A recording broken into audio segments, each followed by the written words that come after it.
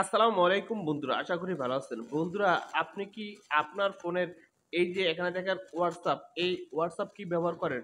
আজকের ভিডিওতে WhatsApp এর একটা গুরুত্বপূর্ণ সেটিং দেখিয়ে দিব। এই সেটিং দুটো যদি আপনি এনেবল করে দেন, তারপর থেকে আপনার এই WhatsApp এর আইপি অ্যাড্রেস আর কেউ হ্যাক করতে পারবে না। যদি আপনার ফোনের আইপি অ্যাড্রেস আর কেউ হ্যাক না করতে পারে, তাহলে কিন্তু আর কখনো আপনার WhatsApp টা কিন্তু আর হ্যাক হবে না। এখন কিভাবে আপনার WhatsApp এর এই আইপি অ্যাড্রেসটা বন্ধ করে দিবেন বা এনেবল করে দিবেন, এটা যদি আপনি শিখতে চান অবশ্যই এই ভিডিওটা ১ম থেকে শেষ পর্যন্ত দেখতে হবে। তো আপনি দেখছেন অ্যান্ড্রয়েড টেক স্টুডিও, আমি আছি শরীফ। আসল বন্ধুরা ভিডিও করে শুরু করা যাক আজকের মূল ভিডিওটা। কিভাবে আপনার ফোনের WhatsApp টা আছে, এই WhatsApp এর আইপি অ্যাড্রেসটা এনেবল করে দিবেন। এনেবল করে দিলে আর কেউ হ্যাক করতে পারবে না।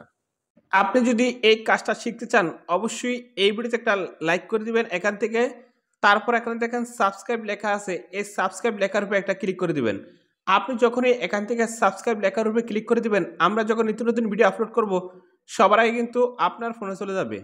এখন যদি আপনার WhatsApp এর এই আইপি অ্যাড্রেসটা যদি এনেবল করতে চান, প্রথমে কি করবেন? আপনার ফোনে WhatsApp এ ঢুকবেন। তারপর এখানে দেখেন ৩ টা ডট, এই ৩ টা ডটে ঢুকবেন। তারপর এখানে দেখেন সেটিং, এই সেটিংস এ আসবেন।